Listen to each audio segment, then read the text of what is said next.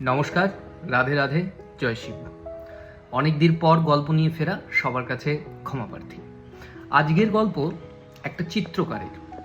একটা গ্রামে একটা চিত্রকার ছিল, সে খুব সুন্দর চিত্র বানাতো।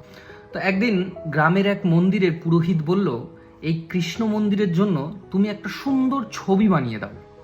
সে রাজি হলো, বলল ঠিক আছে আমি বানিয়ে দেবো, কিন্তু আমার কিছুদিন সময় লাগবে। তো পুরোহিত বলল ঠিক আছে। তারপরে সে বলল, আমার একটা এমন বাচ্চা লাগবে যাকে দেখে আমি কৃষ্ণ ঠাকুরকে বানাবো।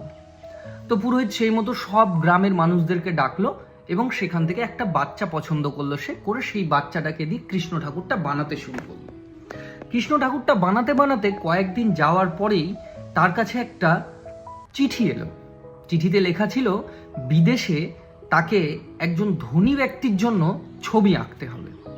তো সে তখন পুরোহিতকে বলল, ঠিক আছে আমি বিদেশে গিয়ে সেই ধনী ব্যক্তির জন্য ছবিটা এঁকে আবার এসে এই ছবিটাকে পূরণ করব। তো বলল ঠিক আছে। সে চলে গেল বিদেশে। সে বিদেশে গিয়ে সেই ধনী ব্যক্তির জন্য ছবি যেই বানালো, তখন আরও অর্ডার আসতে শুরু করলো তার কাছে। সে সময় পেল না তার গ্রামে গিয়ে সেই ছবিটাকে আবার কমপ্লিট করবে। এইভাবে বহু দিন পেরিয়ে গেল, তার পেপারে ছবি বেরালো, হ্যাঁ, অনেক নাম ডাক হলো বিদেশে। তারপরে সে একদিন বসে বসে ভাবছে, আর ভালো লাগছে না, কারণ গ্রামে অনেক দিন যায়নি, যাই গ্রাম থেকে ঘুরে আসি।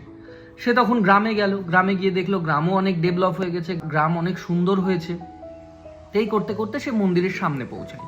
মন্দিরের সামনে পৌঁছাতেই সে পুরোহিত মশাইকে দেখে বলে, পুরোহিত মশাই আমাকে চিনতে পারলেন? আপনার তো অনেকটাই বয়স হয়েছে। তো যে হ্যাঁ বাবা, আমি তোমাকে চিনতে পেরেছি, তুমি সেই না যে ছবি আঁকছিলে? হ্যাঁ, আপনি মনে রেখেছেন? বলছে দেখো তো, তুমি ছবিটাকে একদম ইনকমপ্লিট রেখে গেছো, আমি সেই ছবিটাকে সুন্দরভাবে রেখেছি, এবার তুমি ছবিটাকে কিন্তু এবার কমপ্লিট করো। তা বললো সে ঠিক আছে, আমি ছবিটা কমপ্লিট করব। সে যখন ছবিটা গিয়ে দেখলো, তখন দেখলো যে এখানে যে কংসের ক্যারেক্টার আছে তার জন্য একটা মানুষ লাগবে। পুরোহিত সমস্ত গ্রামের মানুষদেরকে আবার ডেকে আনলো, কিন্তু তার মধ্যে কংসের পছন্দ হওয়া কাউকে পেল না। তখন পুরোহিত বলল, এইখানে একটা জেল আছে, চলো জেলে গিয়ে দেখি। জেলে গিয়েই একজনকে তার পছন্দ হয়ে গেল। সে সাথে সাথে তাকে নিয়ে এলো, নিয়ে এসে বসিয়ে সেই কংসটাকে তৈরি করে পুরো ছবিটাকে তৈরি করলো। কিন্তু যাকে দেখে সে কংসটা বানালো সে খুব কাঁদছিল।